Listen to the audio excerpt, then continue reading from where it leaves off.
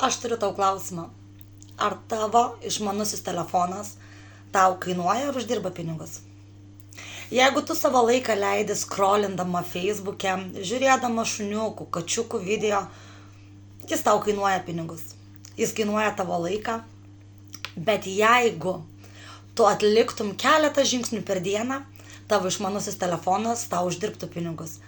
Žinai, yra toks juokingas pasakymas. Sako, jeigu tavo išmanusis telefonas neuždirba pinigų, vadinasi, jis nėra išmanus. Tavo laikas socialiniai medijoje galėtų būti konvertuotas į tavo augimą, į žinias, į papildomas pajamas. Įsivaizduok žaidėjus krepšinio aikštelėje. Didžioji dalis žmonių, jie perka bilietus, eina į arenas ir jie išleidžia pinigus.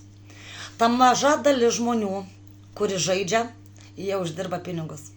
Tu norėtum būti žiūrovas ar žaidėjas? Aš noriu būti žaidėjas. Jeigu ir tu kažkada pagalvoji, kad tu norėtum būti žaidėja, parašyk man ir aš su tavim susisieksiu.